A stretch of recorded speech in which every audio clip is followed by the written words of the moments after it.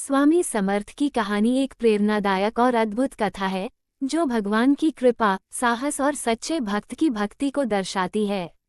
स्वामी समर्थ, जिनका असली नाम श्री स्वामी श्री दत्तागुरु था, वे महाराष्ट्र के एक प्रसिद्ध संत थे और उन्हें खासकर स्वामी समर्थ के नाम से पूजा जाता है।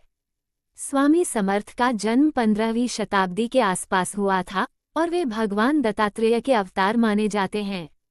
स्वामी समर्थ की कहानी। स्वामी समर्थ का जीवन बहुत ही रहस्यमय और चमत्कारी था। उनका जन्म महाराष्ट्र के एक छोटे से गांव में हुआ था। बचपन में ही वे विशेष प्रकार की सिद्धियों से संपन्न थे। वे ध्यान, साधना और भगवत भक्ति में रत रहते थे। उनके पास अपार ज्ञान था और वे अपनी दिव्य शक्ति से लोगों के दुखों का निवारण करते थे। एक प्रसिद्ध घटना स्वामी समर्थ के जीवन से जुड़ी है जो उनकी महानता को दर्शाती है। एक बार स्वामी समर्थ अपने शिष्यों के साथ एक स्थान पर बैठे थे।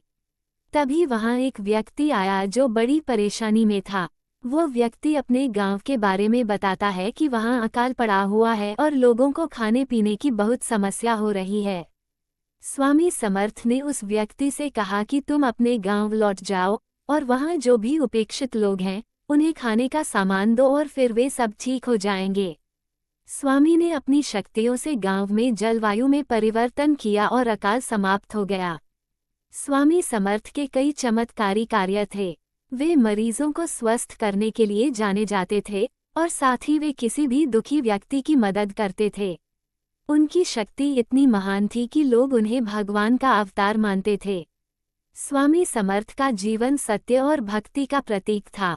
उन्होंने ये सिखाया कि सत्य की राह पर चलते हुए और भगवान की भक्ति करते हुए जीवन में हर मुश्किल को पार किया जा सकता है। आज भी स्वामी समर्थ के अनुयायी उनकी शिक्षाओं को अपनाते हैं और उनका आशीर्वाद प्राप्त करने के लिए हर साल उनके मंदिरों में दर्शन के लिए जाते हैं। स्वामी समर्थ की शिक्षाएं आज भी लोगों को आत्मविश्वास, साहस और धर्म के मार्ग पर चलने की प्रेरणा देती हैं। स्वामी समर्थ की एक और प्रसिद्ध कहानी जो उनके चमत्कारी गुण और दिव्य शक्ति को दर्शाती है वो इस प्रकार है। स्वामी समर्थ और उनके शिष्य की कथा। एक बार स्वामी समर्थ अपने शिष्यों के साथ एक स्थान पर बैठे हुए थे। उनके शिष्य बहुत ही निष्ठावान थे और हर समय स्वामी के साथ रहते थे, उनका आदर करते थे और उनके आदेशों का पालन करते थे। एक दिन एक शिष्य ने स्वामी से पूछा, स्वामी, आप इतने महान और शक्तिशाली हैं, क्या आप हमें भी कोई विशेष आशीर्वाद दे सकते हैं जिससे हम भी आपके जैसे महान हो सकें? स्वामी ने उत्तर दिया, ये तुम्हारा विश्वास और भक्ति ही है जो तुम्हें इस मार्ग पर चलने के लिए प्रेरित करता है। लेकिन हाँ, मैं तुम्हें एक महत्वपूर्ण सीख देना चाहता हूँ। स्वामी ने फिर अपने शिष्य से कहा, तुम एक पेड़ के नीचे बैठ जाओ और ध्यान लगाओ। जब तुम्हारे मन में कोई अशांति या विक्षोभ आए तो तुम उसे केवल देखो, लेकिन उससे जुड़ने की कोशिश मत करो। ध्यान के दौरान तुम्हें कई प्रकार के विचार आएंगे, लेकिन तुम्हें केवल खुद को शांत रखना है। शिष्य ने स्वामी के आदेश का पालन करते हुए ध्यान लगाना शुरू किया। समय बीतता गया, लेकिन शिष्य को ध्यान में लगातार बाधाएं आने लगीं। उसे हर समय विचारों की लहरें महसूस हो रही थीं। वो परेशान हो गया और स्वामी के पास लौट आया।